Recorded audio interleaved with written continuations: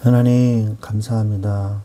오늘도 하나님을 대적하는 자의 편에 서지 않게 하시고 하나님의 편에, 하나님 앞에 순종하는 자의 편에 서게 하셔서 오늘 하나님의 뜻대로 살아갈 수 있도록 우리를 인도하여 주시니 감사를 드립니다. 오늘도 주님만 따라가게 하여 주옵소서. 예수 그리스도의 이름으로 기도합니다. 아멘. 네, 오늘 하나님의 말씀은 역대하 13장 12절 말씀 보도록 하겠습니다. 하나님이 우리와 함께하사 우리의 머리가 되시고 그의 제사장들도 우리와 함께하여 전쟁의 나팔을 불어 너희를 공격하느니라. 이스라엘 자손들아, 너희 조상들의 하나님 여호와와 싸우지 말라.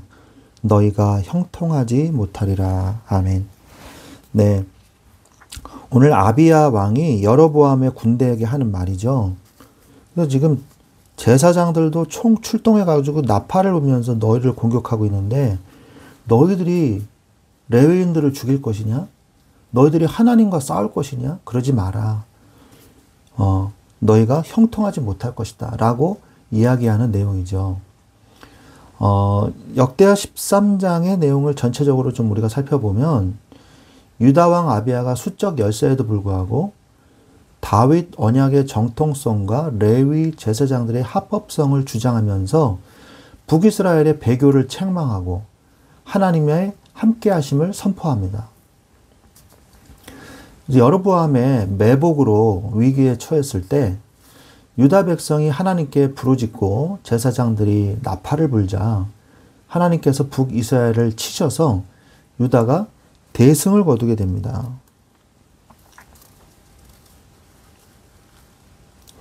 여기 내용이 14, 15절에 나오게 되죠.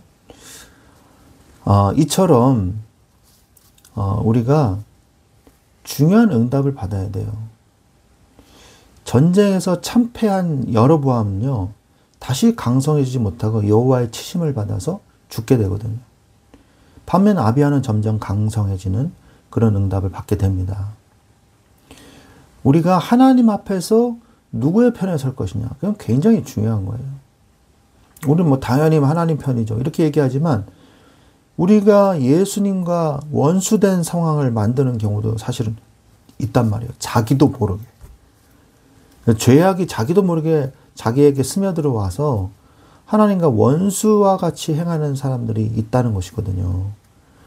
그리스도인들이 복음을 막고 그리스도인들이 이 하나님의 나라의 일을 막고 이런 일들이 벌어져요. 하나님의 이 본이 되지 않는 그런 행동들을 하고, 그래서 우리가 늘 하나님 앞에 서서 여호와와 싸우는 이런 북이스라엘과 같은 이 저주를 받지 말아야 되는 것입니다. 이런 잘못을 저지르면 안 되는 거예요.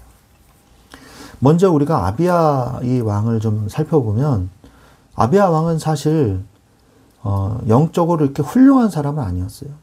성경에 보니까 열왕기상 15장 3절에 아비암이 그의 아버지가 이미 행한 모든 죄를 행하고 그의 마음이 그의 조상 다윗의 마음과 같지 아니하여 그의 하나님 여호와 앞에 온전하지 못하였으나 이렇게 나오거든요.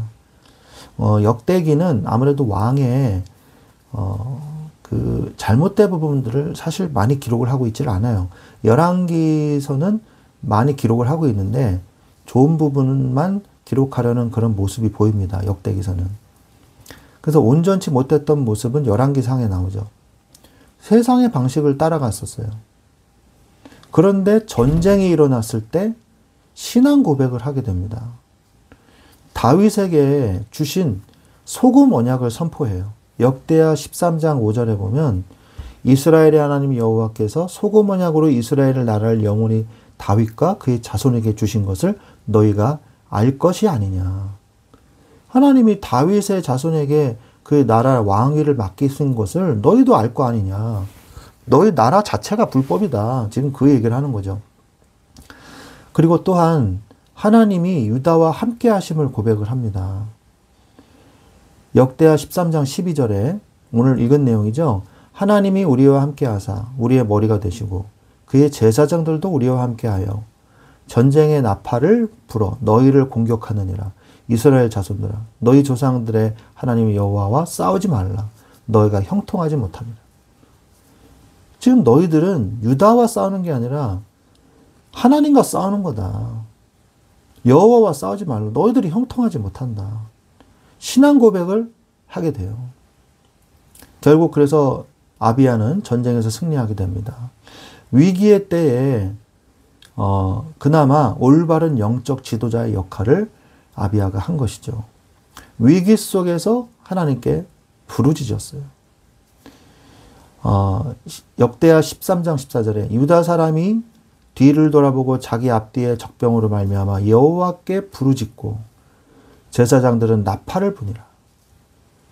그러니까 역대하 13장 15절에 유다 사람이 소리를 지르매 유다 사람이 소리를 지를 때에 하나님이 여로보암과 온 이스라엘을 아비야와 유다 앞에서 치시니 하나님이 치셨다고 되어 있어요.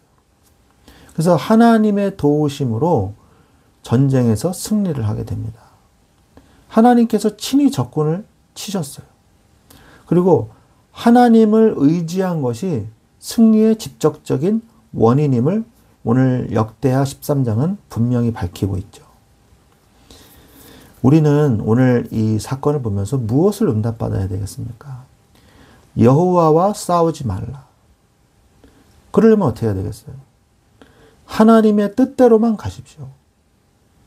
하나님의 주권을 인정해야 돼요. 너희는 올라가지 말라. 너희 형제와 싸우지 말고 각기 집으로 돌아가라. 이 일이 내게로 말미암아 난 것이라 하셨다. 하라. 하신지라. 하나님이 주권이죠. 그래서 싸우지 말라고 했잖아요. 그런데 결국 이 전쟁이 일어난 거죠. 결국 그래서 전쟁은 어차피 승리할 수밖에 없었던 것입니다. 아비야가 하나님 앞에 섰거든요.